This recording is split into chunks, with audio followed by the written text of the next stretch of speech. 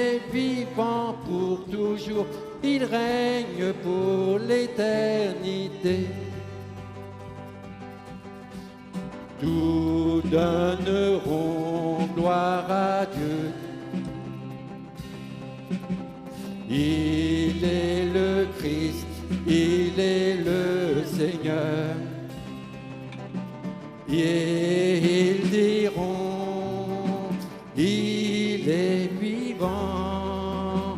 La mort n'a pu le retenir. Jésus est vainqueur, il est le roi. Mort nous a libérés, il a vaincu la mort et son pouvoir. Louez le roi. Jésus est vivant pour toujours, il règne pour l'éternité. Louez le roi. Sa mort nous a libérés, il a vaincu la mort et son pouvoir. Louez le roi. Jésus est vivant pour toujours, il règne pour l'éternité. Il règne pour l'éternité.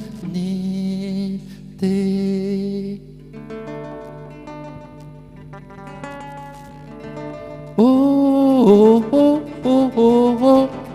Oh, oh, oh, oh, oh, oh, oh. Oh, oh, oh, oh, oh, oh, oh, oh. Oh, oh, oh, oh, oh, oh, oh. Oh, oh, oh, oh, oh, oh, oh. Oh, oh, oh, oh, oh, oh, oh, oh. À la croix tu as déclaré, tout est accompli, payant le prix de chaque vie. La mort n'a pu le retenir. Je sais que tu es ressuscité, libéré, racheté, délivré, pardonné. Je vivrai désormais pour toi, libéré, racheté, délivré, pardonné. Je vivrai désormais pour toi.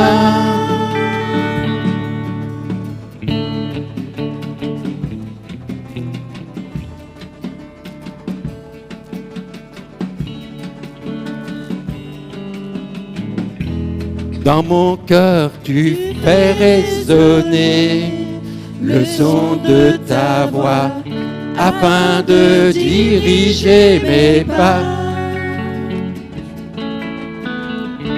Tu es le rocher de ma foi, Dieu d'éternité, je te suivrai, libéré, racheté, délivré, pardonné. Je vivrai désormais pour toi, libéré, racheté, délivré, pardonné. Je vivrai désormais pour toi.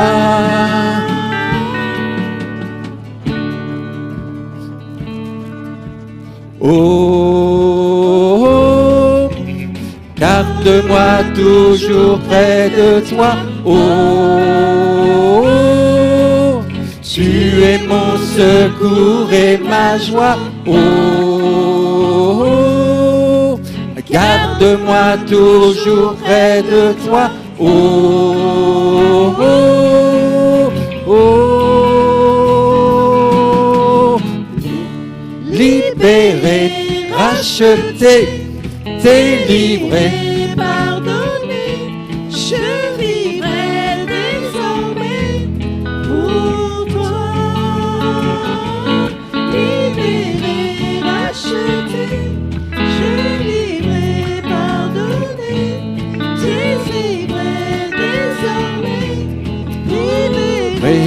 racheté, délivré, pardonné. Je vivrai désormais pour toi. Libéré, racheté, délivré, pardonné. Je vivrai désormais pour toi. Amen. Amen.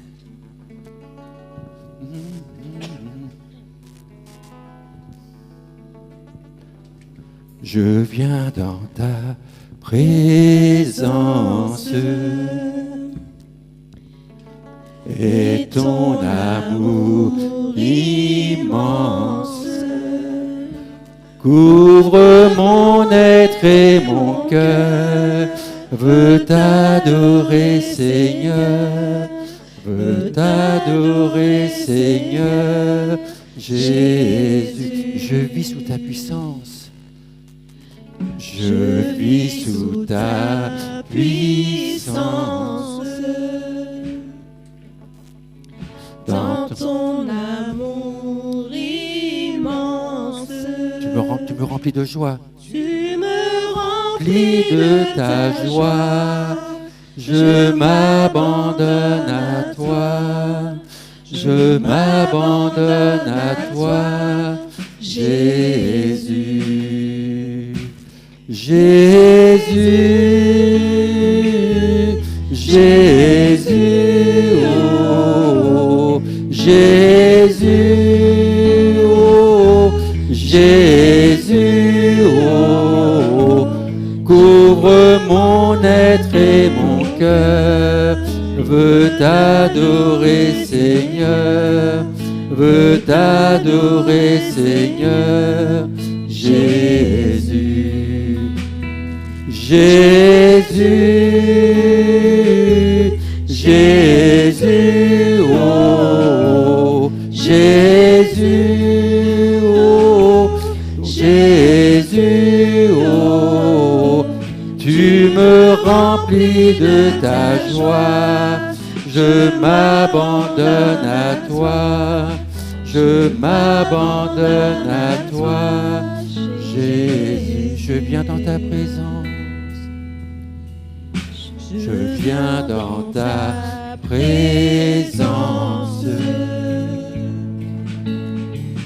Et ton amour immense couvre mon être et mon cœur. Veux t'adorer, Seigneur. Veux t'adorer, Seigneur.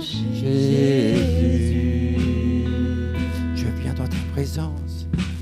Je viens dans ta présence.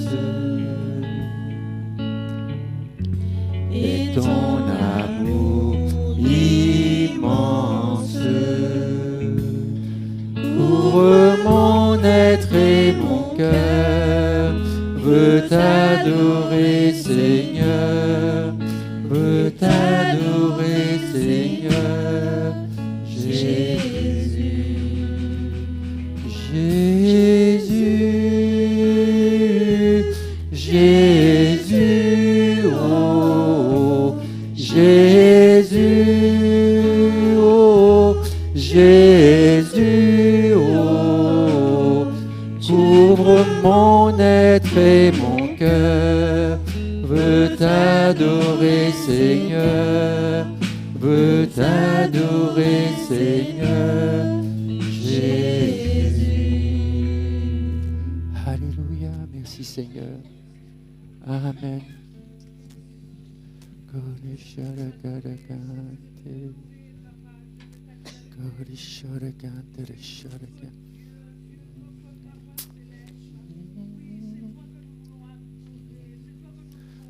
Alléluia. Glorifiez ton nom, Seigneur. Glorifiez ton nom.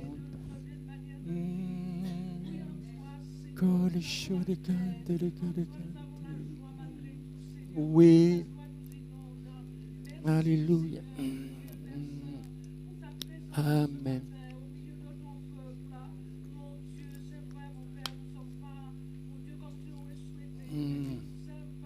Amen. Amen. Ta bannière, c'est l'amour, oui. Amen. Amen. Tu passes au milieu de nous, Seigneur. Alléluia.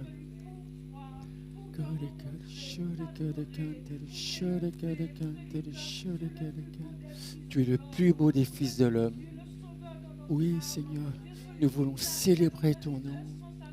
Oui, c'est vrai, c'est tellement vrai. Oui, oui, Père. Amen, amen. Alléluia, amen. Tu es notre bon berger. Tu prends soin de nous, Seigneur. Oui, bénis Marcel. Oui, amen. Alléluia. Alléluia. Alléluia. Oui, Père. Là, oui, oui. Amen, amen.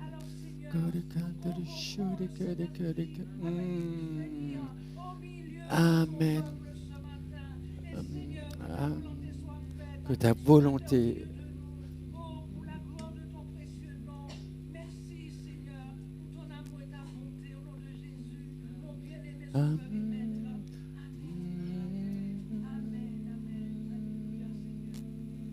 Alléluia.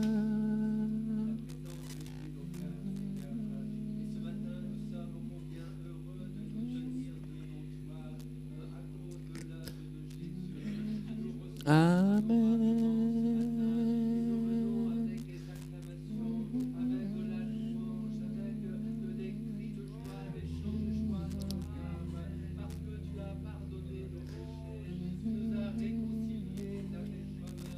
Oui, tu nous as réconciliés. Tu nous as réconciliés. Tu étais en Jésus. Oui, tu étais en Jésus. Nous réconcilions les uns avec les autres. Nous réconcilions avec toi. Oh oui, Père. Gloire à toi. Oui.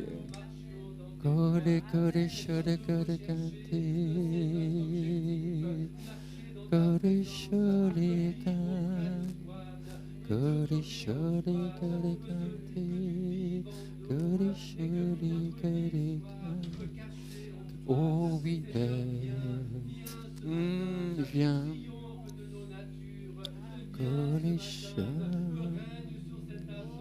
Oui, Père.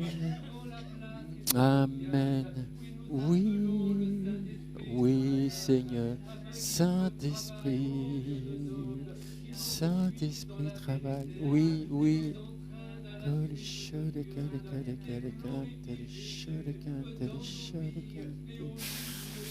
Amen. Oui, viens, viens, viens, viens, viens, Seigneur. Donne gloire à ton nom, Seigneur. Oui, en nous, à travers nous, donne gloire à ton nom. Nous donnons gloire. Nous donnons gloire.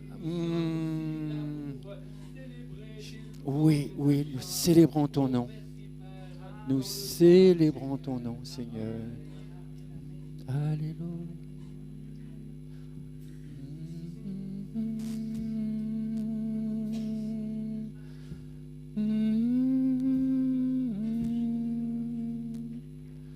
S'il y a des prières qui veulent s'élever, faites-le pour adorer.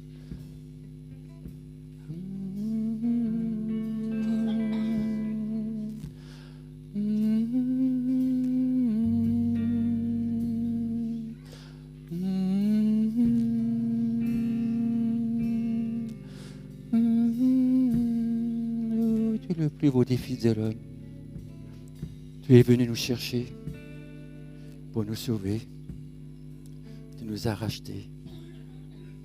Tu es venu nous réconcilier avec le Père. Tu es précieux, roi de gloire.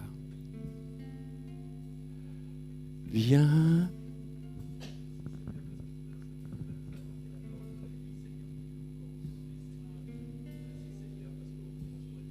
Amen. C'est vrai, l'alpha et l'oméga.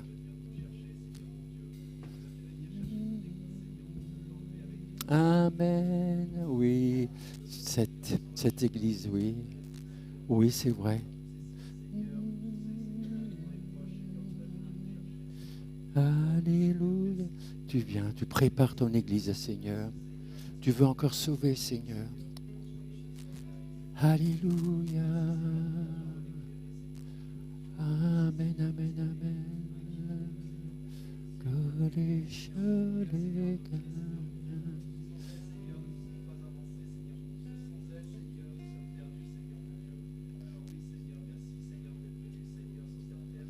Merci Jésus d'être venu pour nous chercher, pour nous sauver. Oh oui, merci. Oui, tu es avec nous, Seigneur. Oh, gloire à toi. Oui, tu règnes, tu sièges. Alléluia.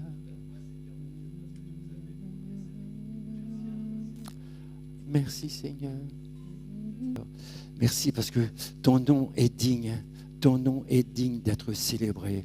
Le nom de Jésus qui sauve. Alléluia. Le nom de Jésus qui délivre. Le nom de Jésus qui guérit. Et au nom de Jésus, tout genou fléchit. Et ce matin, notre cœur fléchit devant toi pour te dire gloire, gloire à ton nom, gloire à ton nom. J'ouvre mon cœur à Jésus. Je le reçois. Nul n'est comme toi. Nul ne peut toucher ton cœur comme toi. Laisse-toi toucher. Je pourrais chercher éternellement, pourtant nul n'est comme toi. Nul n'est comme toi, on reprend. Nul n'est comme toi. Nul ne peut toucher ton cœur comme toi. Je pourrais chercher éternellement, pourtant nul n'est comme toi.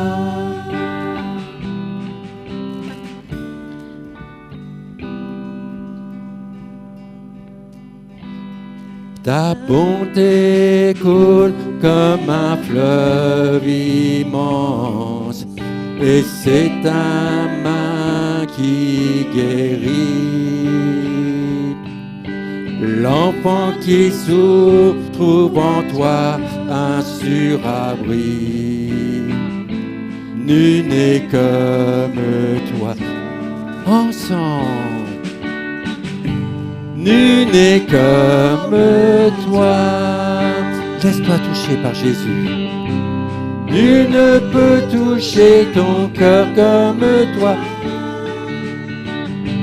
Je pourrais chercher éternellement, pourtant nul n'est comme toi.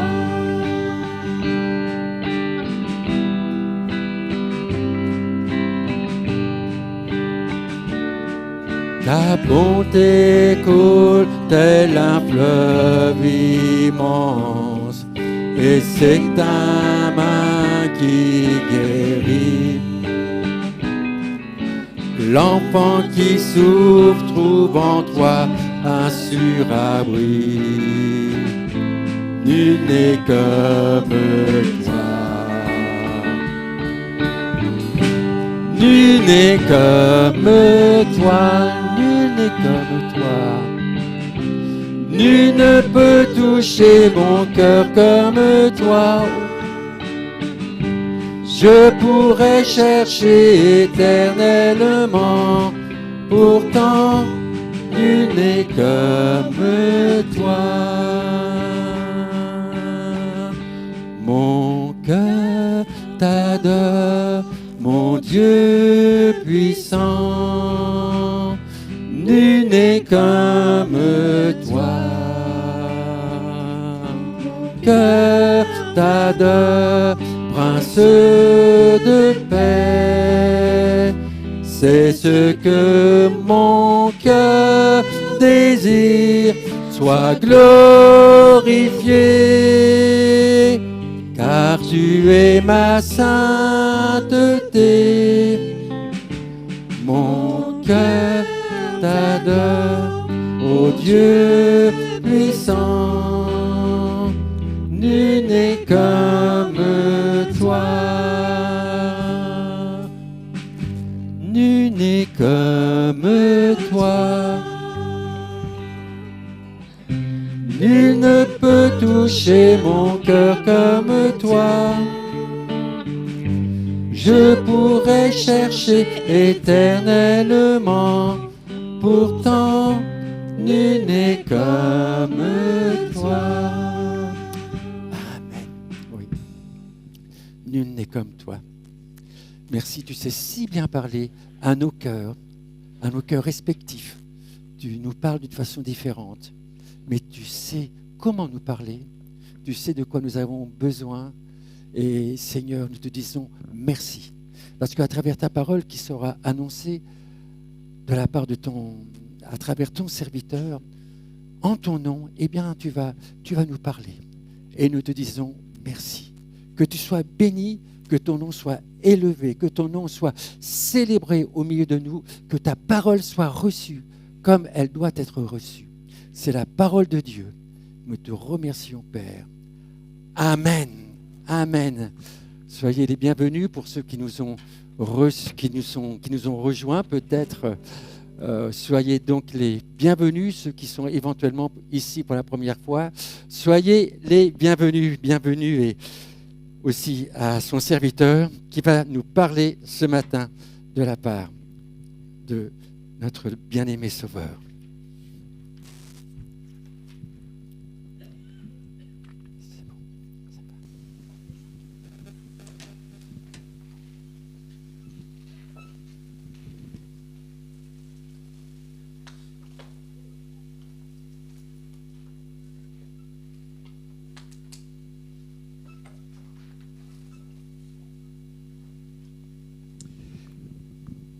Voilà, gloire à Dieu. Bon, je suis encore tout seul ce matin. Gloire à Dieu. Alléluia. Nous sommes bien ce matin encore dans la maison de Dieu, n'est-ce pas? Dans la présence de Dieu. Et je voudrais vous dire pour commencer que Dieu vous aime. Qui que vous soyez, quoi que vous soyez, quoi que vous ayez fait, quelle que soit peut-être la condamnation ou la tristesse qu'il y a dans votre cœur, je ne sais, Dieu vous aime. Et son amour, il est indissociable de sa personne.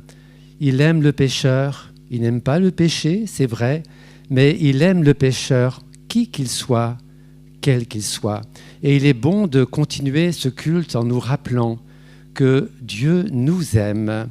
Dieu t'aime tel que tu es, quel que soit ton cœur. Quoi qu'il y ait dans ton cœur, Dieu t'aime. Dis-le ce matin à toi-même, dis à ton frère, à ta sœur à côté de toi.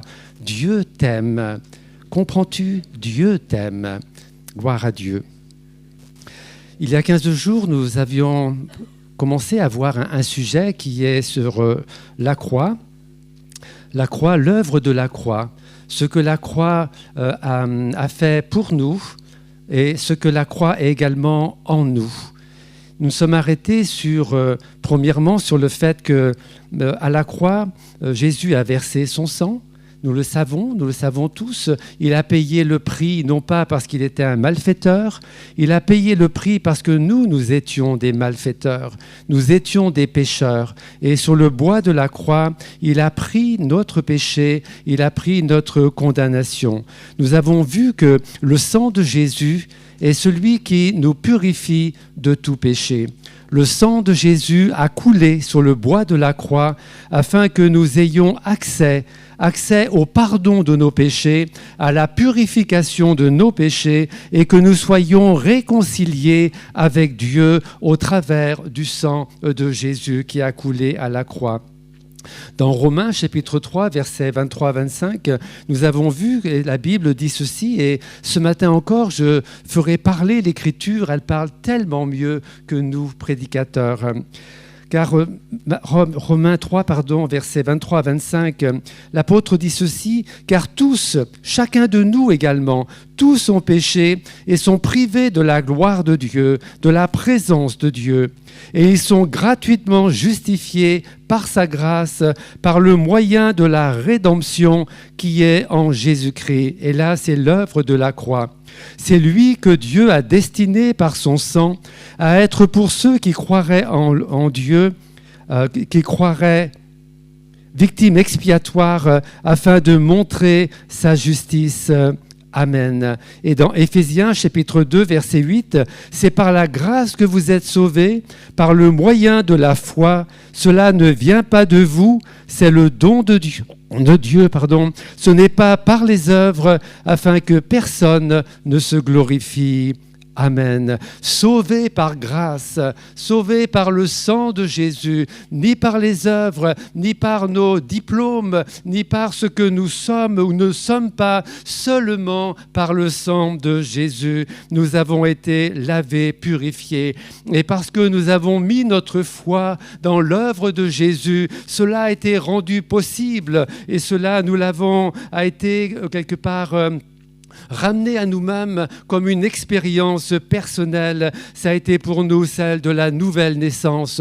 Gloire à Dieu. Nous sommes nés de Dieu quand nous avons cru dans le sacrifice de Jésus, quand le sang de Jésus nous a lavés, nous a purifiés de nos péchés. Nous sommes nés de Dieu par grâce et par la puissance du Saint-Esprit qui nous a régénérés à la vie de l'Esprit, à la vie nouvelle. Gloire à Dieu pour cela. Nous sommes nés de nouveau. Nous sommes enfants de Dieu et le Saint-Esprit qui est en nous, dit la parole de Dieu, crie « Abba ». Père, Dieu est devenu notre Père parce que nous avons cru en Jésus. Il nous a réconciliés avec lui-même. Il nous a adoptés. Il a fait de nous des fils et des filles du Dieu vivant. Gloire à Dieu. C'est notre lot. Plaise à Dieu que ce soit le lot de chacun de nous ce matin, afin que nous ne demeurions pas dans nos péchés, que nous ne demeurions pas éloignés de Dieu, mais que nous levions nos yeux vers la croix du Calvaire, et que là, nous croyons dans le sacrifice de Jésus et nous réclamons son secours afin que nous puissions nous tourner vers lui, mettre notre foi en lui. Certes, nous sommes pécheurs, peut-être tu es encore pécheur, mais tu peux te repentir ce matin. Tu peux demander pardon à Dieu pour tes péchés et appeler le sang de Jésus afin que par le sang de Jésus, tu sois lavé, purifié de tes péchés. Alors commencera pour toi une vie nouvelle, remplie de la paix de Dieu, de la joie de l'Esprit et de cette communion que Dieu veut avec chacun de nous. Gloire à son nom. La croix nous assure également la délivrance, la victoire sur le péché. Merci Seigneur parce qu'à la croix du Calvaire, tu as pardonné mes péchés. Et pour la plupart des chrétiens du 21e siècle, nous nous arrêtons là au salut et gloire à Dieu pour le salut. Nous n'irons pas en enfer, nous irons dans le paradis de Dieu, dans sa présence. Gloire à Dieu, c'est la plus belle chose. Mais l'œuvre de la croix ne s'arrête pas là. Sinon, nous serons des chrétiens qui vont constamment lutter. On va dire la vie chrétienne, être sauvé, c'est bien, mais qu'est-ce que c'est dur.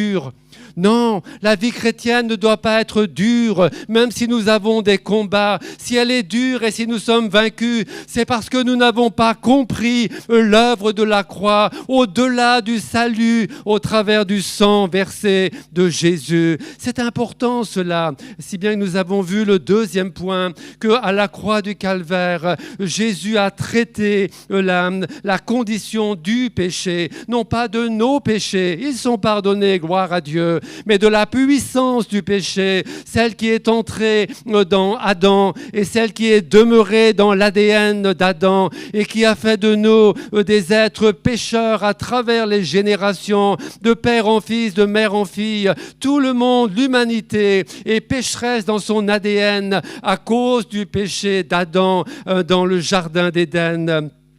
Et cela amenait de l'esclavage sur l'humanité. Le mal est partout. Alors que Dieu avait confié à Adam la gestion du monde, eh bien Adam a confié cette gestion au diable, a vendu quelque part son âme au diable. Et alors c'est le diable qui a régné sur le monde en tant que prince de ce monde. Gloire à Dieu, Dieu est roi dans ce monde. Mais le diable est prince dans ce monde et il répand la misère, les guerres, les famines, toutes sortes d'addictions, toutes sortes de meurtres, de mensonges, de rébellions, d'orgueil, de vanité, quoi d'autre encore? Tellement de choses mauvaises qui viennent depuis la chute en Éden, parce que le péché est entré dans le cœur d'Adam, il est dans le cœur de l'humanité. La Bible dit que l'homme est tourné vers le mal, il est porté vers le mal. Nul ne cherche Dieu, nul ne fait le bien. C'est ainsi que Dieu nous voit,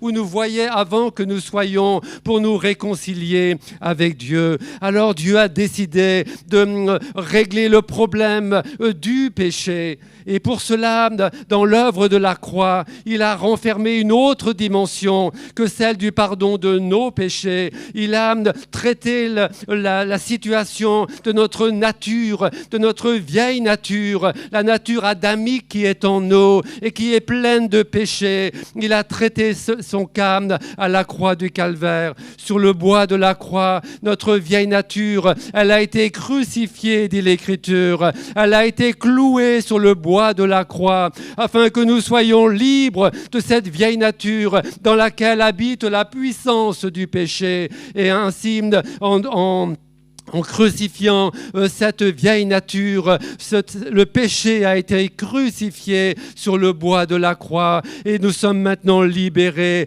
En quelque sorte, l'arbre généalogique, l'ADN, la corde, comme je disais à 15 jours, a été coupée par l'œuvre de Jésus. La croix a coupé la corde de l'ADN pécheur qui est le nôtre, et puis a commencé quelque chose de nouveau.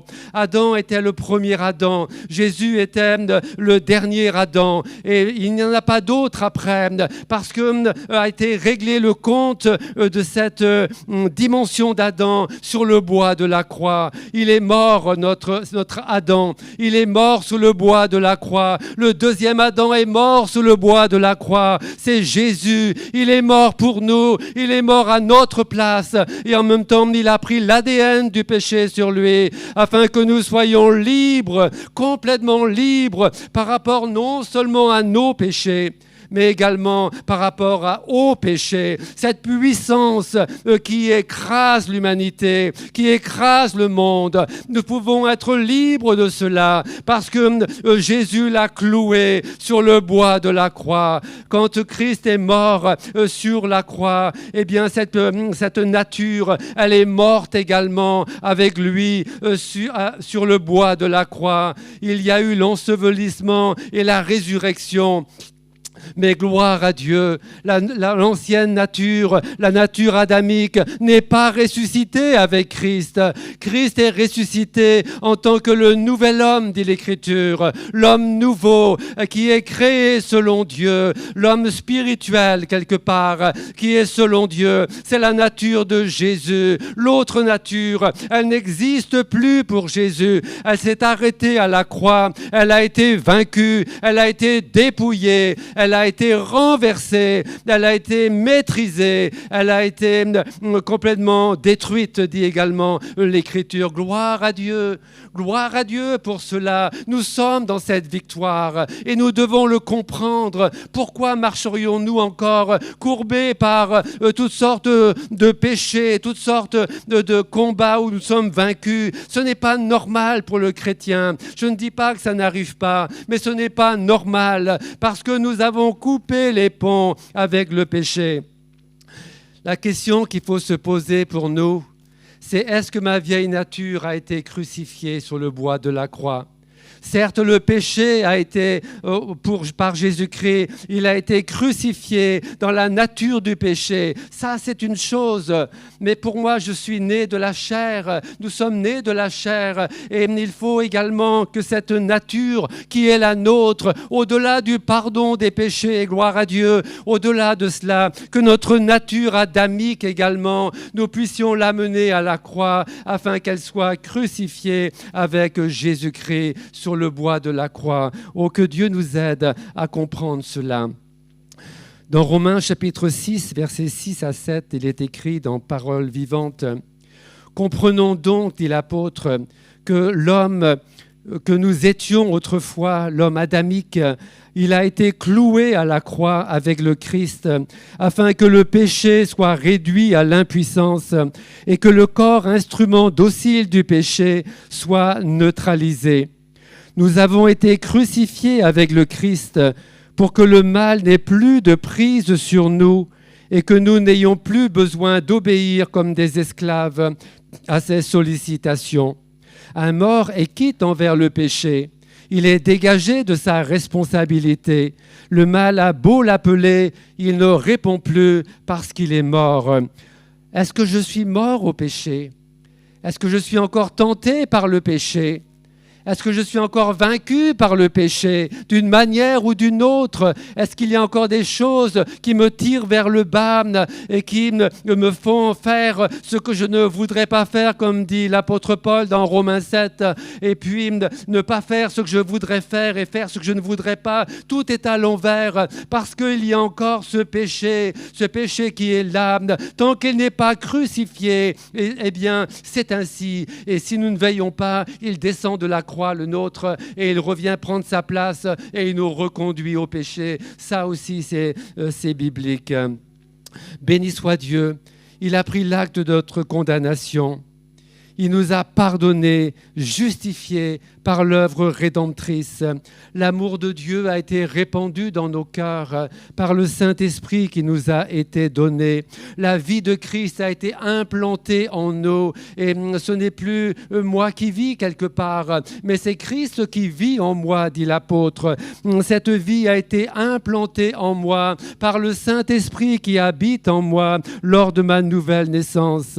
Cette vie, elle prend les commandes et elle va commencer à œuvrer dans une vie de transformation dans mon être régénéré afin de le rendre à l'image de Jésus. Quand je nais de nouveau, quand je meurs à la croix, je ne suis pas comme Jésus encore. Je peux être vainqueur. Il faudra notre vie et plus que notre vie pour que le Saint-Esprit nous façonne et nous rende à l'image de Jésus, parce que c'est le projet de Dieu pour chacun de nous également. Sinon, dans le monde, nous serons de pitres témoins. Nous dirons des belles choses peut-être à nos amis, à nos voisins, à nos familles, et nous aurons un comportement qui sera à l'envers. Nous serons en contradiction avec nos paroles. Alors les gens du monde diront, si c'est ça être chrétien, il vaut mieux que je reste païen. Un chrétien doit avoir un témoignage en harmonie avec sa confession de foi, sinon il porte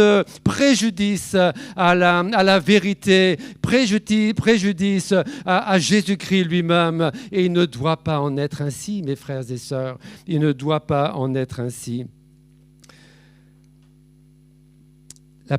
Pas l'apôtre, c'est Jean-Baptiste qui dira ceci: il faut qu'il croisse et que je diminue. Oh, comprenons cela. Il faut qu'il croisse. Nous, souvent, nous disons, je l'ai déjà dit, il faut que je diminue et qu'il croisse. Comme si, par nos efforts, nous allions diminuer. Mais nous ne sommes pas capables de nous diminuer.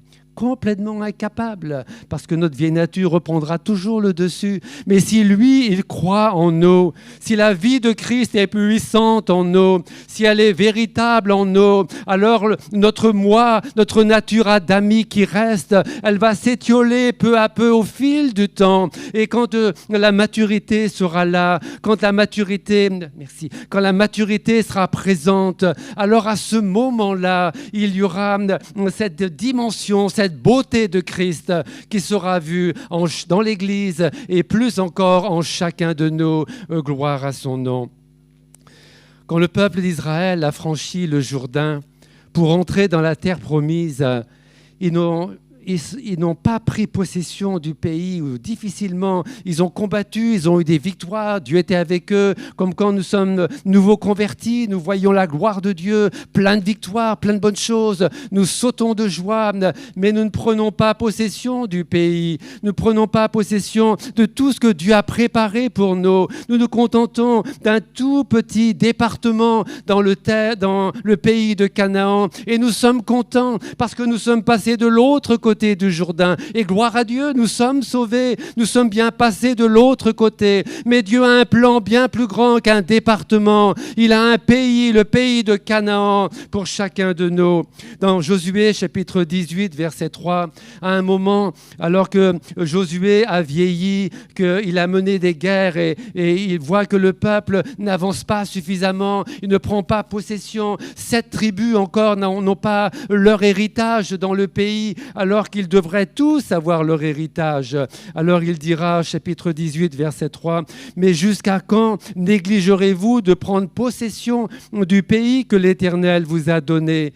Et dans Hébreux, chapitre 2, verset 3, nous avons une pensée similaire. L'apôtre dit ceci, « Mais comment échapperons-nous en négligeant un si grand salut ?» Et comme dirait Jean-Jacques, c'est sozo, qui comprend tout le salut, non seulement le pardon des péchés, mais ça comprend la délivrance, la guérison, ça comprend la rupture avec les puissances diaboliques, ça comprend aussi la délivrance de nos penchants de la chair, de nos penchants pour le monde, de notre soumission à lui. Il y a toutes ces choses et elles sont à nous à cause de l'œuvre de Jésus à la croix. Le triomphe à la croix de Jésus nous a donné ces choses. C'est notre pays de Canaan. Pourquoi rester dans un petit département en ne prenant que le salut de nos âmes par le pardon de nos péchés, alors qu'il y a tout le reste à conquérir, afin que nous marchions en vainqueurs, en hommes et en femmes de Dieu,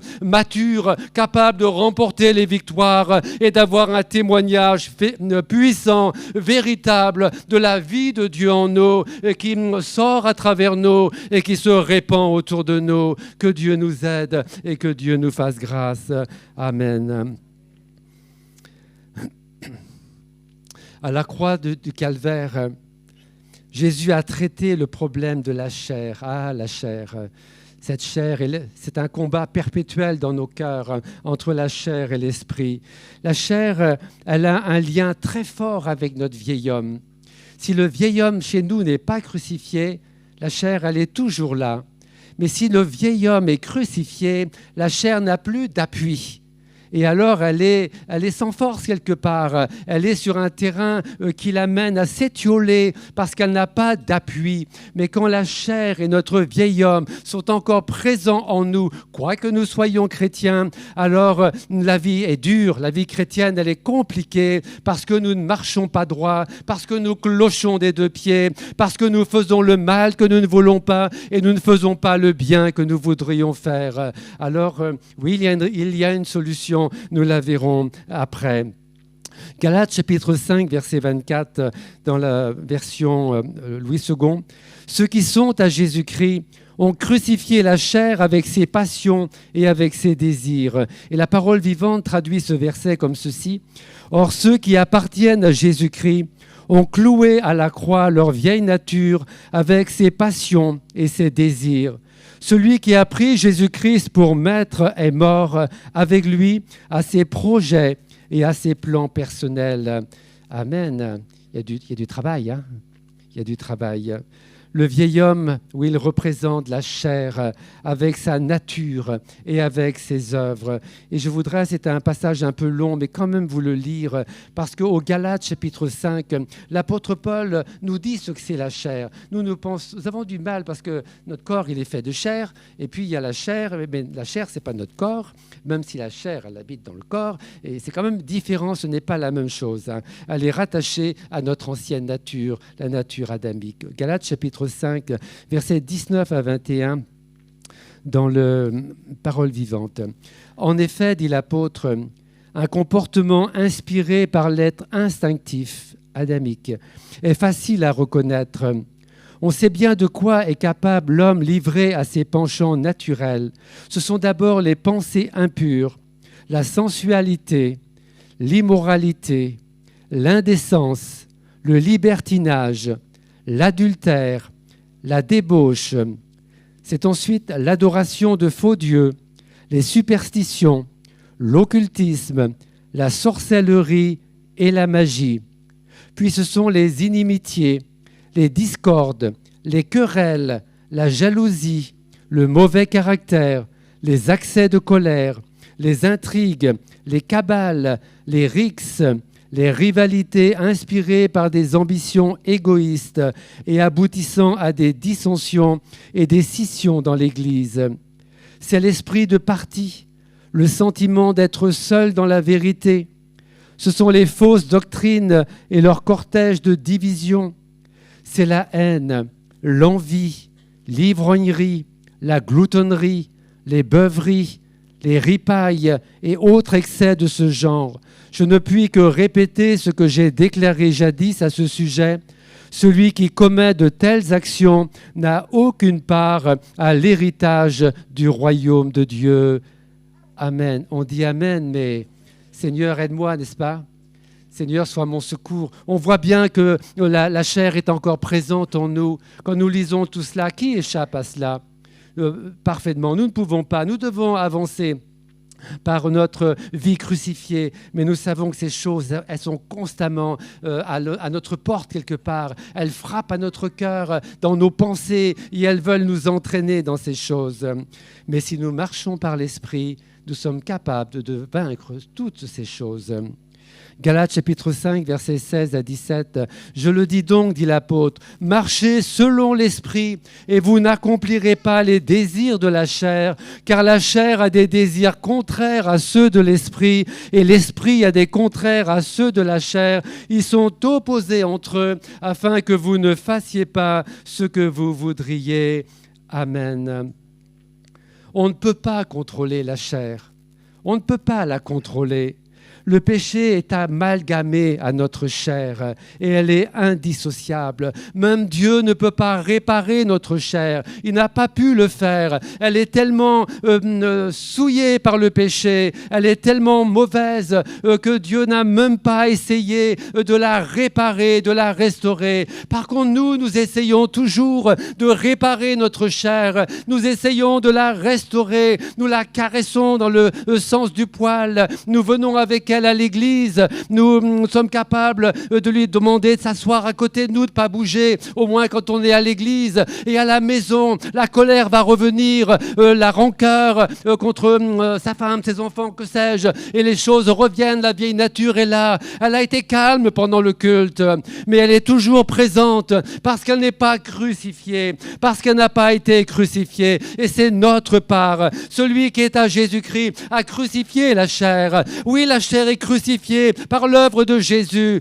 mais la parole de Dieu nous invite à venir à la croix, à prendre le marteau quelque part et aussi à taper sur les clous afin que notre nature soit également crucifiée sur le bois de la croix. Notre chair soit crucifiée sur le bois de la croix. Sinon, je vais composer avec ma chair et je vais souffrir dans la chair et je ferai le mal que je ne veux pas et je serai un chrétien malheureux, alors que le chrétien doit être heureux dans la foi, heureux dans sa vie avec Dieu. Et s'il pêche, il a un avocat auprès du Père, parce qu'il n'est pas de chrétien qui ne pêche pas, non pas par habitude, mais piégé par le diable. Et quand il pêche, c'est qu'il s'est éloigné un peu de Dieu et que la vie de l'esprit a laissé la place à la vie de la chair. C'est ainsi la vie chrétienne. À nous de nous positionner, à nous de positionner le curseur afin que nous marchions selon l'esprit et non pas selon la chair.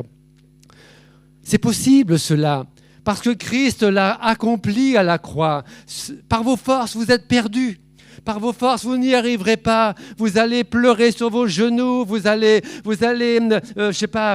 appeler constamment le pasteur pour venir à votre aide. Vous n'y arriverez jamais. Nous n'y arriverons jamais parce que cette force n'est pas en nous. Elle est seulement en Christ. Elle est seulement dans le Christ ressuscité. Mais si je meurs, si ma chair est crucifiée, je peux vivre en nouveauté de vie et porter des fruits qui soient dignes de la gloire de Dieu. Au lieu des œuvres de la chair, je porterai le fruit de l'esprit et je glorifierai mon Dieu. Que Dieu soit béni. Romains 8, chapitre 8, versets 5 à 9, il est écrit « Ceux en effet qui vivent selon la chair s'affectionnent aux choses de la chair, tandis que ceux qui vivent selon l'esprit s'affectionnent aux choses de l'esprit. Et l'affection de la chair, c'est la mort, tandis que l'affection de l'esprit, c'est la vie et la paix. Car l'affection de la chair est inimitié contre Dieu, parce qu'elle ne se soumet pas à la loi de Dieu et qu'elle ne le peut même pas. Or, ceux qui vivent selon la chair ne sauraient plaire à Dieu. Pour vous, vous ne vivez pas selon la chair, mais selon l'esprit, si du moins l'esprit de Dieu habite en vous. Si quelqu'un n'a pas l'esprit de Christ, il ne lui appartient pas. » C'est-à-dire, si je ne suis pas né de nouveau, eh bien non, je n'appartiens pas à Christ. Il faut pour cela que je naisse de nouveau et que l'Esprit me régénère, habite en moi. Et effectivement, à ce moment-là, je peux marcher selon l'Esprit et par l'Esprit. Nous marchons dans la chair, pas selon la chair. Nous sommes dans un corps de chair, mais ne laissons pas notre chair nous dominer et nous assujettir, parce que nous avons reçu de Dieu le pouvoir de crucifier notre chair avec lui, afin qu'elle ne nous domine pas, mais que nous soyons vainqueurs de notre nature charnelle qui est là, qui nous talonne, qui voudrait nous amener à être en échec par rapport à la foi. Cela nous ramène bien sûr à Galates 5, 24 que nous avons lu. L'apôtre Paul dira dans Romains 7, verset 24, « Mais face à tout cela, qui me délivrera du corps de cette mort ?» Il faut comprendre à l'époque, je pense que c'est du temps de Rome, mais en tous les cas, quand un meurtrier tuait quelqu'un, le cadavre de la personne qui était tuée était accroché à son dos et il devait marcher dans la ville. Il était libre d'ailleurs à partir de là, il pouvait aller où il voulait, mais il ne pouvait jamais se défaire du corps mort qui était attaché complètement à ses bras, à ses jambes, à son corps, à tout son corps, il était attaché. Et jusqu'à ce qu'en fait, il meure quelque part, lui aussi. Et l'apôtre Paul prend cette image, mais qui me délivrera du corps de cette mort qui est attaché derrière moi, que l'on a attaché en Adam derrière moi, mais qui me délivrera? Alors, il n'y a pas d'issue pour les sans-Dieu, mais pour celui qui a reçu Jésus-Christ, il dit gloire à Dieu, par Jésus-Christ notre Seigneur. Et nous disons, Amen, gloire à Dieu. Non, Amen, gloire à Dieu. Vous pouvez le dire cela, parce que nous sommes délivrés de ce corps de mort qui est attaché derrière nous à la croix. Les liens sont coupés, il est retiré et nous remarchons libres, pardonnés, libérés, parce que c'est là l'œuvre de la croix. La chair, elle a été crucifiée. Nous pouvons marcher libres, libérés dans le nom de Jésus et par la foi en Jésus-Christ. Amen. Amen, gloire à Dieu. Alléluia. Alléluia. Donnons gloire à Dieu pour cela. N'ayons pas peur de donner gloire à Dieu. C'est tellement une belle chose et une grande chose. Nous avons une ligne qui a été tracée par Jésus, par Dieu. Et dans Matthieu 16, 24, Jésus rappelle ceci à ceux qui veulent être les disciples et marcher selon l'esprit et ne selon la chair. Il leur dit, si quelqu'un veut venir après moi, donc être mon disciple, marcher avec moi, qu'il renonce à tous ses droits sur lui-même, qu'il se charge de sa croix et qu'il marche sur les traces de mes pas. Ça, c'est ce que Dieu désire. Jésus désire pour chacun de nous et c'est possible. Gloire à Dieu, c'est possible. Ceux qui appartiennent à Jésus-Christ ont ont crucifié la chair, cloué la chair à la croix, leur vieille nature, notre vieille nature, avec ses passions et ses désirs. Béni soit Dieu. Celui qui a pris Jésus-Christ pour maître, c'est notre cas, est mort avec lui et à ses projets et à ses plans personnels. C'est ça, porter sa croix, c'est abandonner notre volonté et prendre la volonté de Dieu écrite. C'est pour ça qu'il y a un lien dans l'amour de Dieu avec aussi notre amour pour la parole de Dieu, non pas comme un livre qu'on lit, ça tout le monde sait faire, mais comme une parole qui devient le verbe et que nous méditons, que nous mâchons et qui, entrant en nous, opère l'œuvre de Dieu, parce que la parole de Dieu est vivante. Le livre seul n'est pas vivant, mais la parole dans le livre, elle est vivante, gloire à Dieu. Oh, que Dieu nous aide, n'est-ce pas? Que Dieu nous aide, que Dieu m'aide. Deuxièmement, à la croix, Jésus a traité aussi le cas du monde. Galates chapitre 6, verset 14, il est écrit, l'apôtre dit ceci, « Pour ce qui me concerne, loin de moi la pensée de me glorifier d'autre chose, si ce n'est de la croix de notre Seigneur Jésus-Christ, par qui le monde est crucifié pour moi, comme je le suis pour le monde. » L'apôtre Paul a compris que pour ne pas aimer le monde, pour ne pas être tributaire du monde, pour ne pas être en lien avec le monde dans tout ce qui est mauvais. Alors, ce n'est pas les gens dans le monde, hein, c'est l'esprit du monde. Pour ne pas être vaincu par le monde, il a compris qu'il n'y avait qu'une seule chose qui était possible, c'est la croix de son Seigneur Jésus-Christ. Et dit-il, par qui le monde est crucifié pour moi, comme je le suis pour le monde. Quand nous sommes authentiquement nés de nouveau et que le lien a été coupé à la croix du Calvaire, véritablement coupé au-delà du pardon de nos péchés, seulement, je le rappelle, alors nous sommes capables d'être vainqueurs du monde, de l'esprit du monde. Nous sommes capables de marcher sans être attirés par le monde, vaincus par le monde, avec tout ce qu'il propose. Nous pouvons, cela est possible. Jean chapitre 15, versets 18 à 19 dit ceci, « Le monde vous hait, dit Jésus. Sachez qu'il m'a haï avant vous. Si vous étiez du monde, le monde aimerait ce qui est à lui. Mais parce que vous n'êtes pas du monde et que je vous ai choisi du milieu du monde, à cause de cela, le monde vous hait. Si le monde est content de nous, si le monde nous tape dans le dos quelque part, la main dans le dos, nous avons un problème.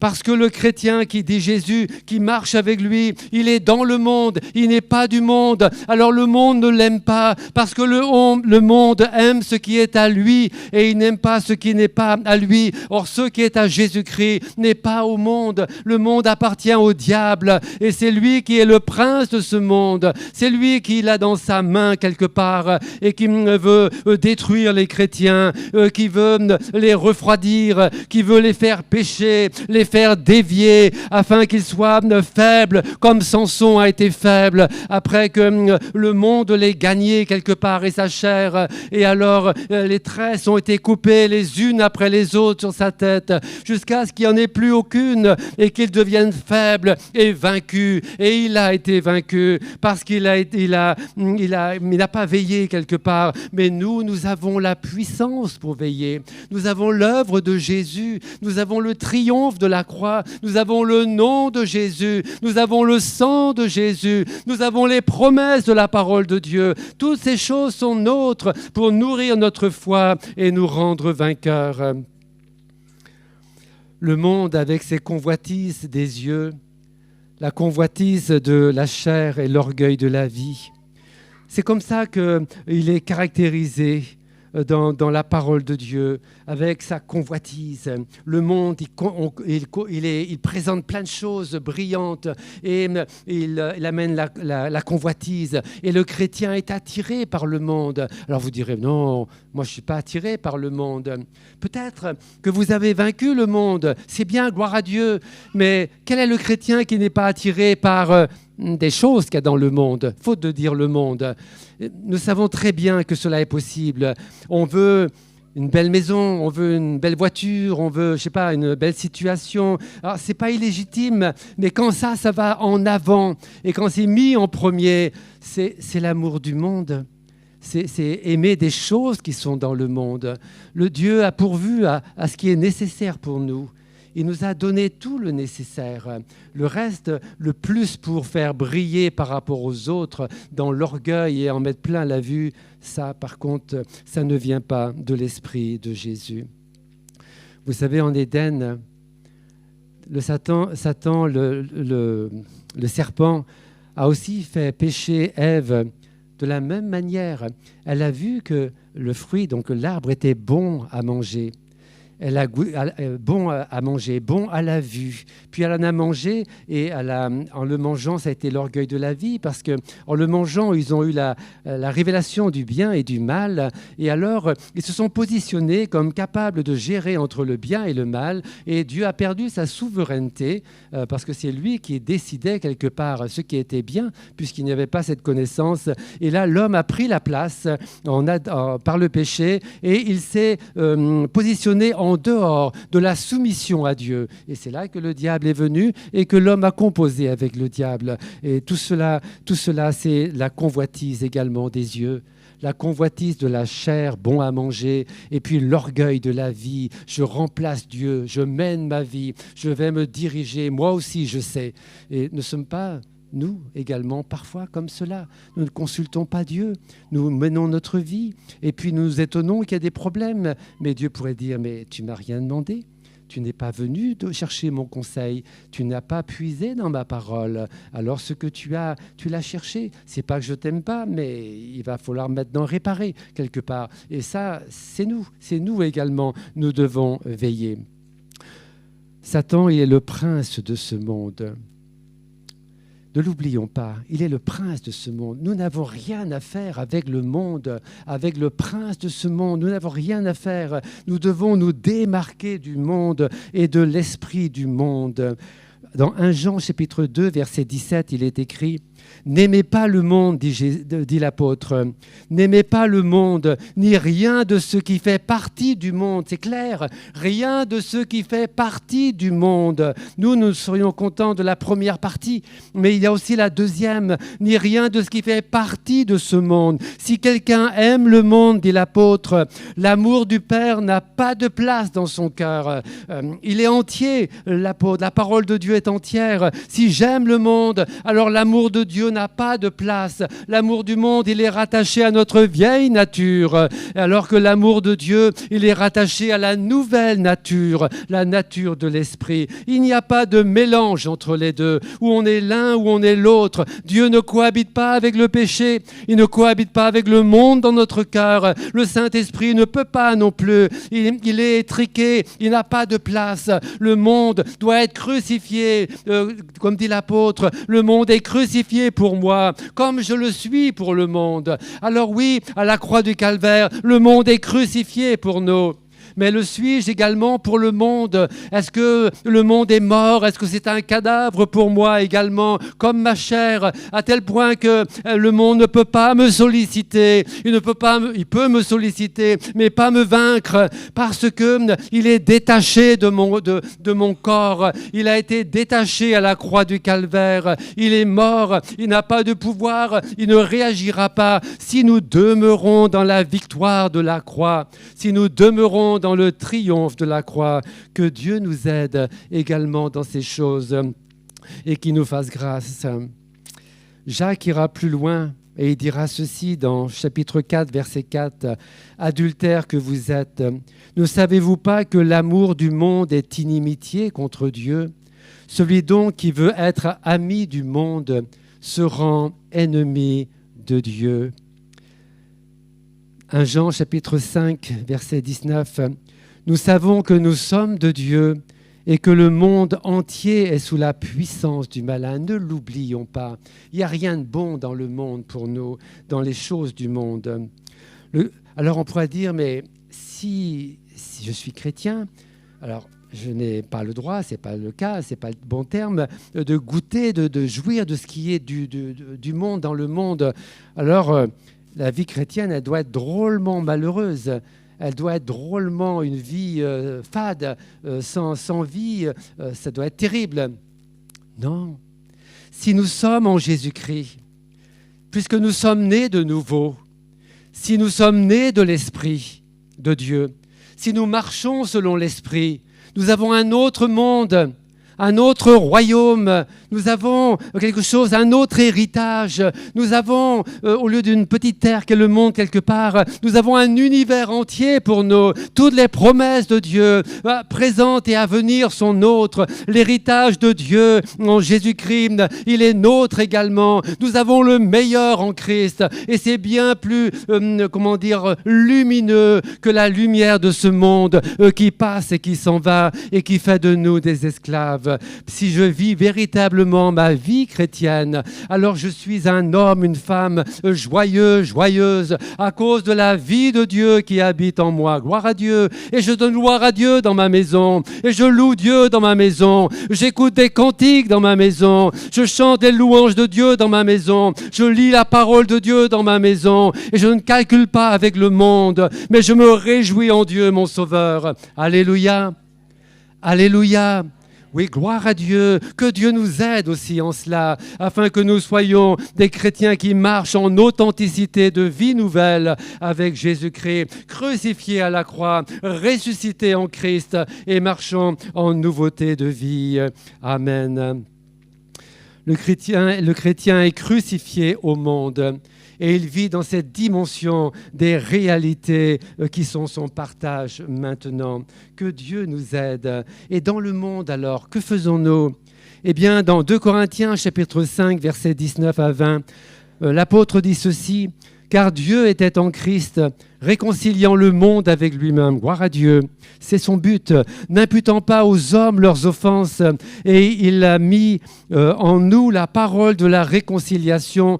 Nous faisons donc les fonctions d'ambassadeurs pour Christ, comme si Dieu exhortait par nous. Nous vous en supplions au nom de Christ, soyez réconciliés avec Dieu. Dans le monde, nous marchons parmi tout le monde, mais nous ne sommes pas du monde. Nous sommes dans le monde. Nous avons un message du ciel, un message d'en haut, le message de la croix, et nous le partageons au monde. Et Dieu, par le Saint-Esprit, se charge de confirmer ce message, d'accorder la repentance au cœur, de sauver les âmes et d'apporter la vie, l'espérance et la joie à un monde qui est écrasé par le mal et par le péché. Que Dieu nous aide également en cela. Nous connaissons le cœur de Dieu en tant que chrétiens. Véhiculons le cœur de Dieu autour de nous. Véhiculons sa grâce, sa bonté, son amour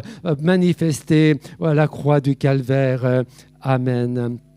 Mais comment serais-je vainqueur du monde ? Comme pour la chair, comme pour le pardon de mes péchés, comme Christ l'a été pour le péché, c'est par la foi. La victoire qui triomphe du monde, dit 1 Jean chapitre 5, verset 4. La victoire qui triomphe du monde, c'est notre foi. Par la foi, nous sommes vainqueurs. Nous sommes plus que vainqueurs par celui qui nous a aimés. Gloire à son nom. Et dernier point, la croix est l'adversaire de nos âmes. La croix est le diable. Le diable a un contrôle, il a un accès sur notre vieille nature, sur notre vieil homme.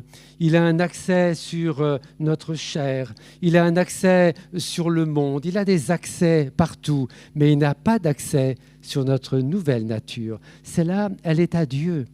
Elle est de l'autre côté, ressuscitée. Le diable n'a pas d'accès, n'a pas de pouvoir sur la nouvelle nature. Quand nous marchons selon l'Esprit, quand nous marchons dans l'Esprit de Dieu, quand nous marchons crucifiés avec Christ, ressuscités avec lui, alors le diable ne peut pas nous toucher. Et c'est pour ça que si nous marchons par l'Esprit, nous ne péchons pas, dit la parole de Dieu. Le problème, c'est que nous perdons du terrain, nous sommes regagnés par nos natures et nous péchons encore. Et c'est cela. Mais, comme je le disais au départ, nous avons toujours un avocat auprès de Dieu en la personne de Jésus. Que Dieu soit béni. Colossiens chapitre 2, verset 15, il est écrit « Dieu a dépouillé les dominations, les autorités, les a livrés publiquement à la croix du calvaire. Le diable pensait vaincre Jésus, il pensait vaincre Dieu quelque part, mais il a été vaincu, il a été dépouillé, il a été défait, complètement défait. Il est crucifié quelque part, il est sans force, il est désarmé. C'est là l'œuvre de Dieu. Nous avons la parabole de Luc, chapitre 11, versets 21-22. Il est écrit « Lorsqu'un homme fort et bien armé garde sa maison, ce qu'il possède est en sûreté. Mais si un plus fort que lui survient et le dompte, et lui enlève toutes les armes dans lesquelles il se confiait, et il distribue ses dépouilles. » Amen. C'est l'œuvre de Jésus, c'est là. L'homme fort, c'est le diable, c'est les puissances, c'est ce qui est en nous peut-être encore, ou qui était en nous, des géants, des addictions, le péché, des choses qui nous maintiennent. On ne peut pas, notre mauvais caractère et autres, on n'y arrive pas, ce sont comme des géants pour nous. C'est un homme fort, mais comme un homme plus fort que lui, et c'est là l'œuvre de la croix, c'est la puissance de la croix. L'homme fort vient avec sa victoire en la personne de Jésus, le plus fort. Il vient et il triomphe, il enlève, il neutralise l'homme fort, il le dépouille de ses armes, est-il écrit.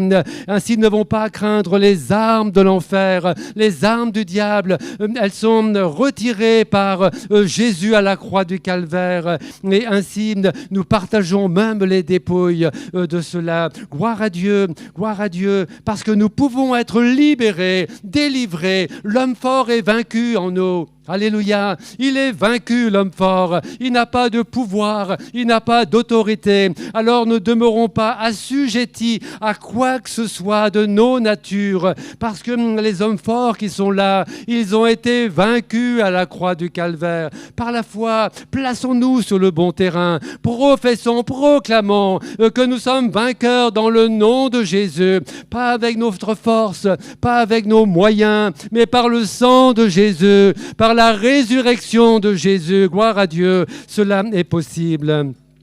Colossiens chapitre 1, versets 13 à 14.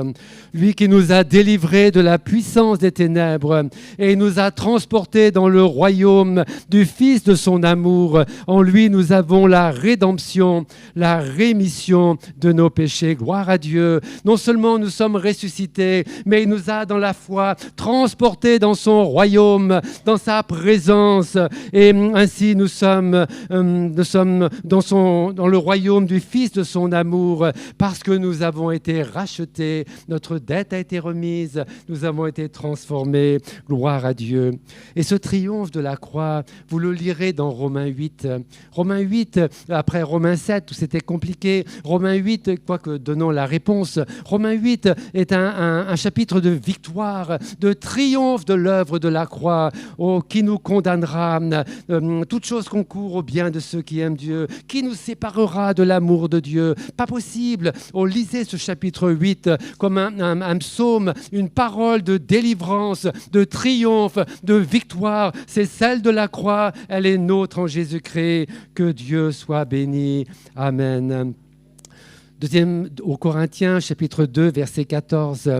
La Bible nous dit que gloire soit rendue à Dieu parce qu'il nous fait toujours triompher en Christ. Toujours triompher en Christ. Si je suis en Christ, je suis vainqueur. Je serai vainqueur, mais je suis vainqueur si je demeure en Christ. Que son nom soit béni. Dans 1 Jean, chapitre 5, verset 18, nous savons que quiconque est né de Dieu ne pêche pas, mais que celui qui est né de Dieu se garde lui-même et le malin ne le touche pas parce qu'il est né de Dieu, qu'il marche avec Dieu. Le diable ne peut pas le toucher. Sa chair est vaincue, le monde est vaincu, le diable est vaincu. Gloire à Dieu. Alors affectionnons-nous aux choses d'en haut, aux choses du ciel. Nourrissons notre âme de la parole de Dieu. Nourrissons notre vie d'une vie de piété, d'une vie de communion avec Dieu, d'une vie de relation avec Dieu, d'une vie de prière, d'une vie d'église également. C'est là que Dieu envoie la bénédiction. Alors, parce que notre vie, nous sommes morts, dit l'apôtre aux Colossiens 3. Vous êtes morts et votre vie, elle est cachée caché avec Christ en Dieu. Notre vie, elle est morte à tous ces attraits, à la puissance du mal, au diable. Elle est cachée avec Christ en Dieu. Nul ne nous ravira de la main du Seigneur. Nul ne pourra nous arracher. Il nous a gravés sur ses mains. Nous sommes à lui pour ce temps et pour toujours. Alors marchons selon l'Esprit, marchons dans l'Esprit et faisons la volonté de Dieu. Amen. Que Dieu nous aide.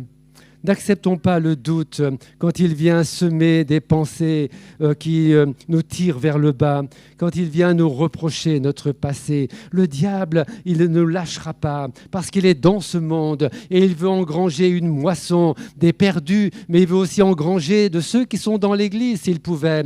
Alors ne l'écoutons pas, ne nous laissons pas vaincre dans nos pensées. Si il vient te dire, oui, tu es pardonné, mais tu as vu tout ce que tu as fait, tu crois que Dieu peut te pardonner? Oui, il nous a pardonné. S'il vient nous rappeler, parce que toi, tu dis que tu es guéri, délivré, mais regarde ce qui se passe, regarde ce que tu fais encore, regarde ce que tu as dit, regarde cette situation où tu as péché, tu as été mauvais. Alors oui, c'est OK, mais ce n'est pas pour autant que nous ne sommes pas vainqueurs en lui. Le diable nous rapprochera des choses pardonnées, des choses purifiées, des choses qui sont retirées. Il nous les reprochera pour nous amener à culpabiliser. Et il sera content en cela parce que nous perdons de la force, de la foi, de la vigueur en Christ et nous devenons faibles quelque part. Non, ce que Dieu a pardonné, il a pardonné pour toujours. Ce que Dieu a lavé, il a lavé pour toujours. Notre passé ne peut pas nous regagner. Notre passé ne peut pas nous vaincre parce qu'il a été cloué à la croix du calvaire. Le mal que l'on a fait, mais l'acte de condamnation mérité, il a été cloué sur le bois de la croix. Alors nous pouvons dire, arrière de moi, Satan, parce que je suis à Christ, je suis en Christ, je suis lavé, je suis purifié, je porte un nom nouveau, je suis rempli de l'Esprit, je vis par l'Esprit, je marche par l'Esprit, je n'ai rien à faire avec toi, tu es vaincu, tu es dépouillé, tu n'as plus d'armes contre moi, je suis à Jésus-Christ, je suis à Christ. Amen. Merci Seigneur pour ce que tu as fait sur le bois de la croix. Alors soyons sur nos gardes. Et Jacques chapitre 4 verset 7 dit ceci: soumettez-vous à Dieu. Résistez au diable et il fuira loin de vous. Approchez-vous de Dieu et il s'approchera de vous. Nous voyons qu'il y a un lien néanmoins au fait de résister au diable, mais de nous soumettre à Dieu, à sa parole, de nous approcher de Dieu, autrement dit de vivre en nouveauté de vie par l'Esprit. Alors résistez au diable, vous n'avez rien à craindre et il fuira loin de vous. Que Dieu soit béni. Amen. Tout cela, en conclusion, devrait m'amener peut-être à revoir ma façon de penser, ma façon de réfléchir, ma façon de marcher, ma façon de croire, ma façon de servir Dieu dans son Église ou envers mon prochain. Il me faut pour cela vivre pleinement ce que l'apôtre Paul dit toujours aux Romains, au chapitre 12, versets 1 et 2. Je lirai le verset 1 dans Louis II et verset 2 en Parole vivante. « Je vous exhorte, frères et sœurs, par les compassions de Dieu, à offrir vos corps comme un sacrifice vivant, saint et agréable à Dieu, ce qui sera de votre part un culte raisonnable. » Il y a une invitation de Dieu à offrir nos corps. Je réfléchissais et je disais, le serviteur, il offre ses services.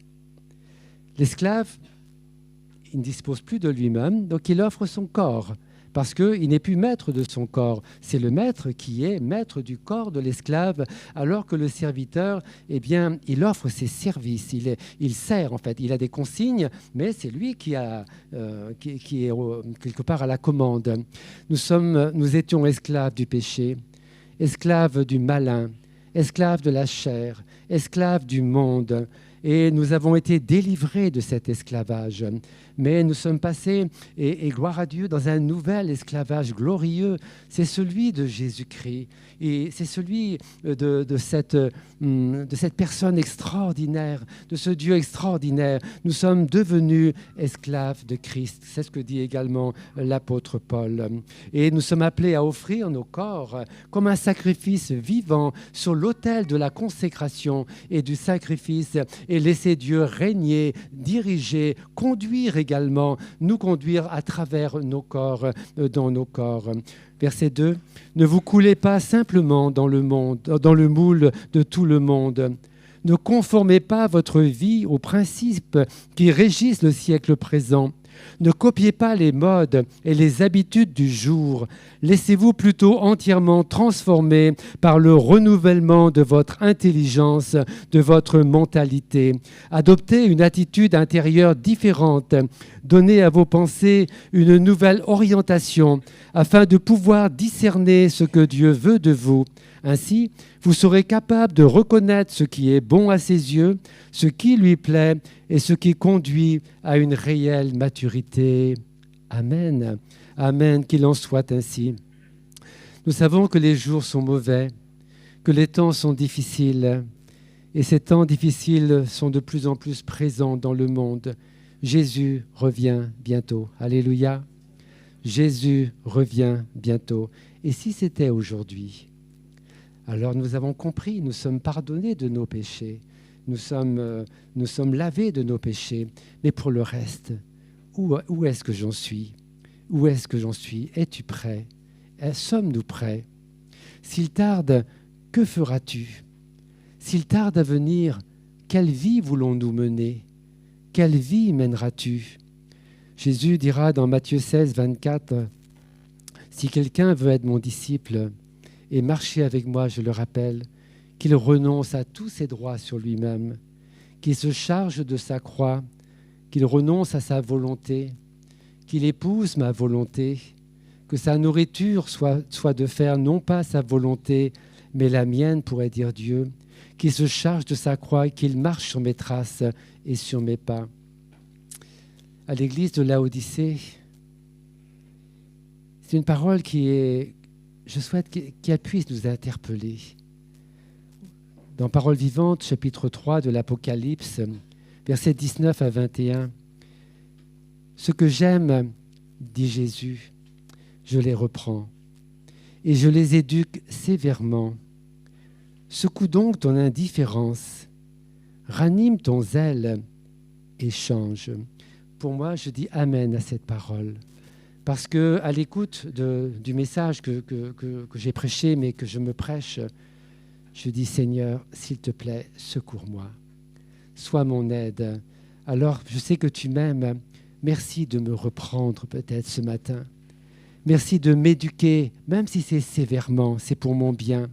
Et je veux secouer mon indifférence, je veux ranimer mon zèle, comme tu le demandes, et je veux changer. Alors sois mon aide, sois mon secours, sois ma force.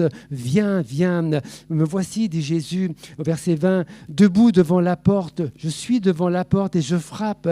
Si quelqu'un est sensible à mon appel ce matin, et s'il ouvre la porte, j'entrerai chez lui et nous dînerons en tête à tête, moi près de lui et lui près de moi.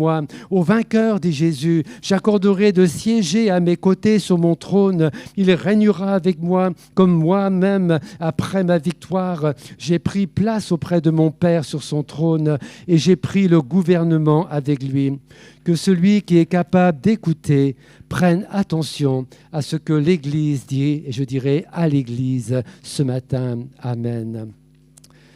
Je propose que nous inclinions nos fronts dans la présence de Dieu, que nous laissions la parole de Dieu pénétrer au plus profond de nos âmes, de nos cœurs, afin qu'elle puisse opérer ce matin l'œuvre de Dieu, l'œuvre du Saint-Esprit.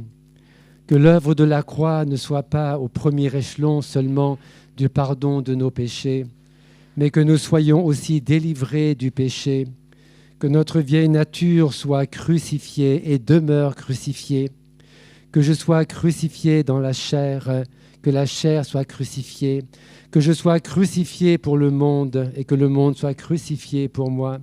Que je confesse et proclame le triomphe de Jésus sur le malin, sur les autorités, sur les puissances, afin que je marche libre face à ces puissances et que je puisse aller de l'avant. Je ne veux pas me laisser asservir par quoi que ce soit. Je ne veux pas laisser le péché gagner en moi. Je ne veux pas laisser ma chair gagner en moi. Je ne veux pas laisser le monde dicter ma façon de penser, de faire, de choisir. Mais je viens à Jésus-Christ. Je m'humilie dans sa présence. Je demande pardon à Dieu pour mes manquements. Je demande pardon à Dieu pour mes faiblesses.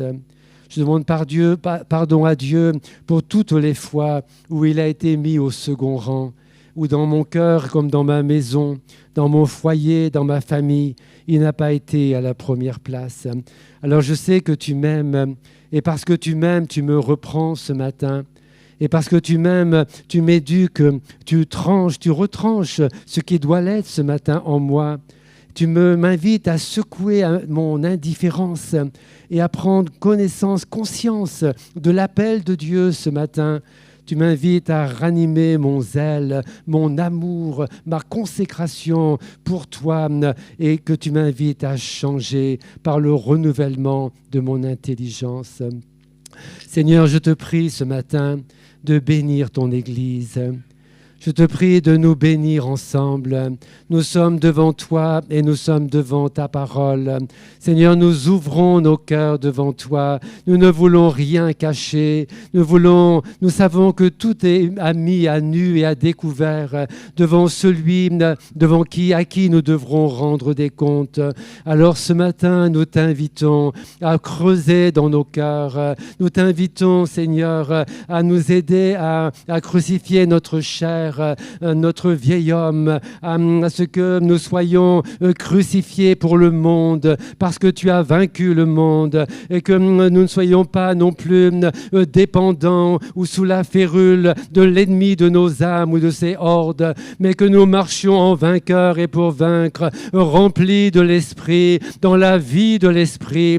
Seigneur, je veux et nous voulons marcher en nouveauté de vie, en homme, en femme nouveau, qui fait de tout cœur la volonté de Dieu, assis avec toi dans les lieux célestes, partageant la communion du Père, partageant l'héritage d'en haut et marchant en tant que témoin dans ce monde, rempli de l'Esprit et de la parole de Dieu. Seigneur, donne-moi de vivre la croix, donne-moi de vivre toute la dimension de la croix et donne-moi de marcher dans tes voies. Ô Seigneur, pardonne et secours, renouvelle et encourage. Bénis mes frères, bénis mes sœurs, que Seigneur, là où le malin a gagné, Seigneur, maintenant tu gagnes. Là où la maladie a pris place, nous confessons que Jésus est vainqueur. Là où la tristesse, la dépression et toutes sortes de choses négatives se sont installées, nous proclamons la libération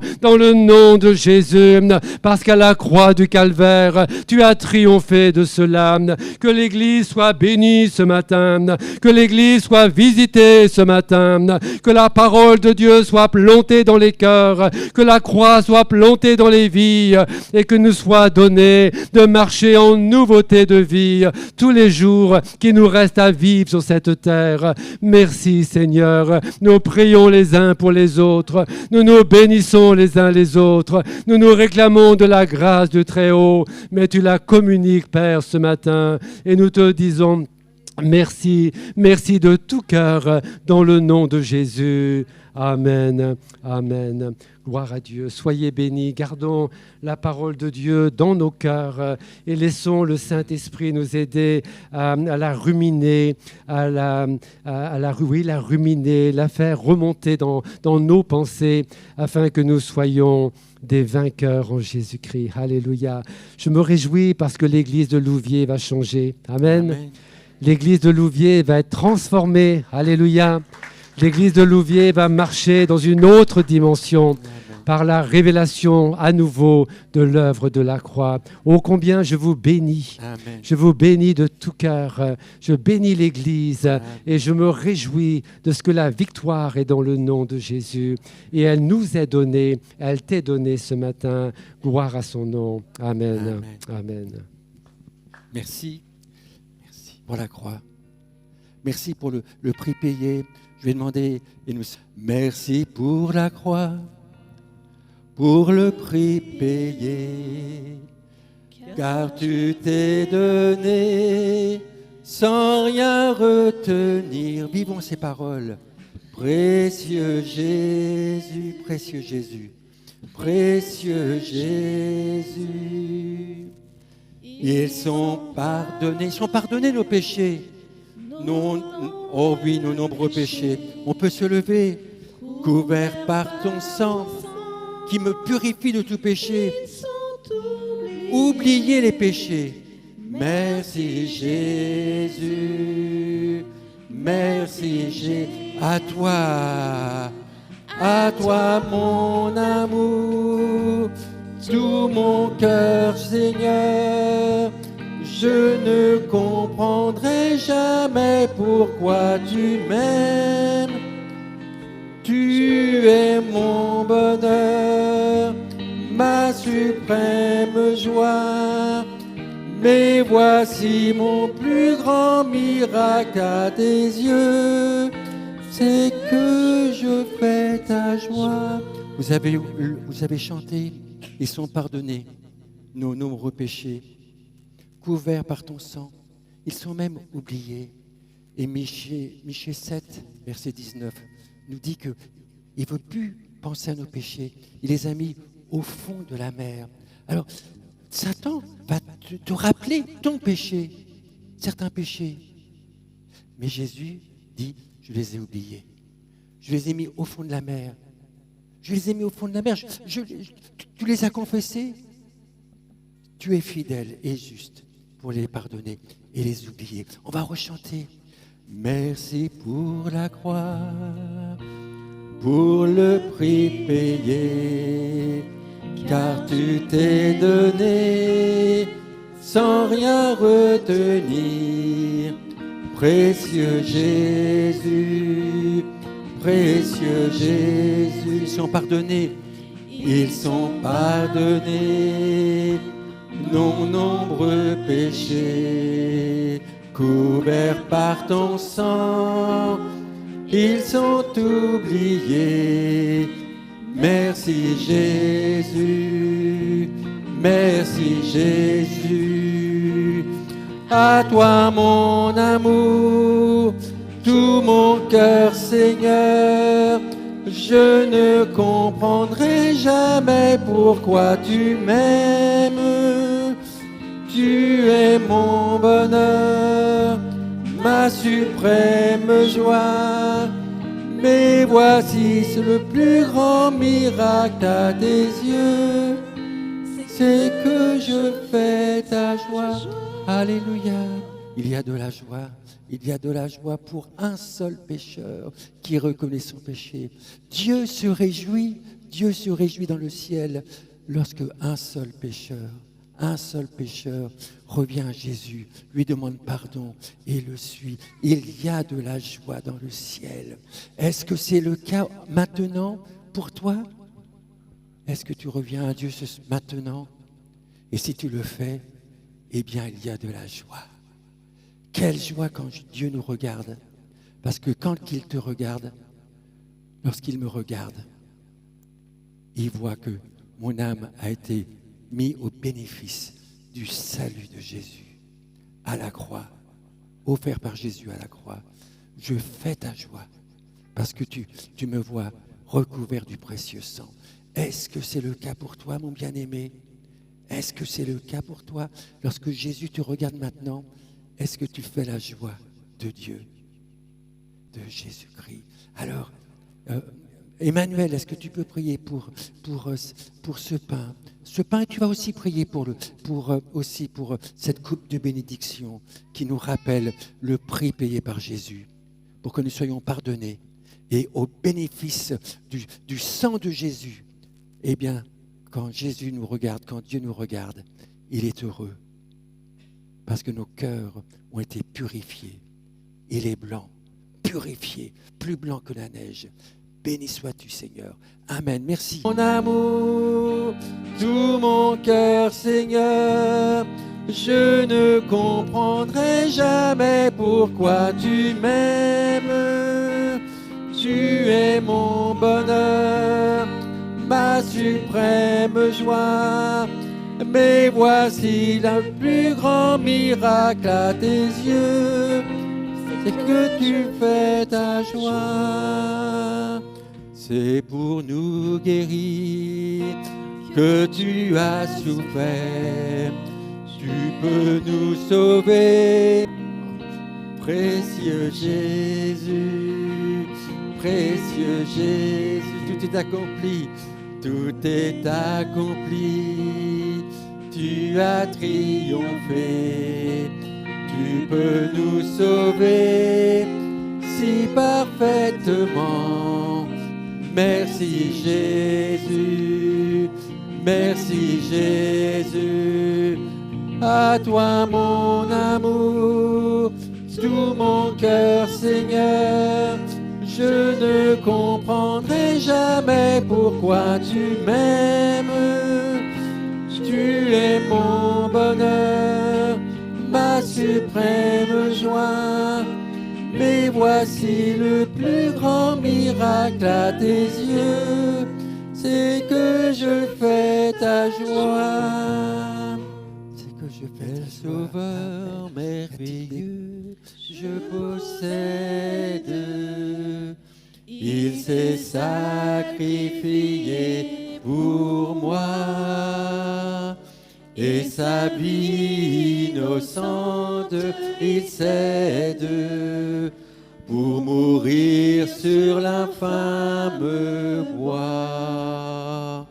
Il renonce à la gloire céleste pour le prix rédempteur de Dieu.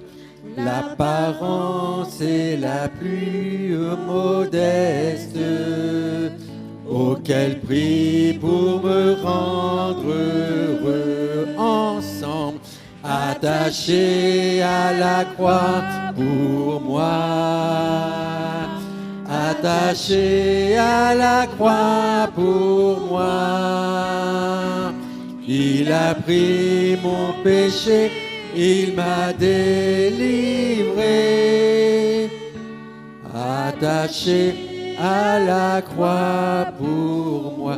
Maltraité, maltraité, innocent pour ma vie, pour mes iniquités brisées, et chargé de mes maladies. Il mourut pour guérir, sauver, guérir, sauver, attaché à la croix pour moi, oui pour moi, attaché à la croix pour moi. Il a pris mon péché, il m'a délivré,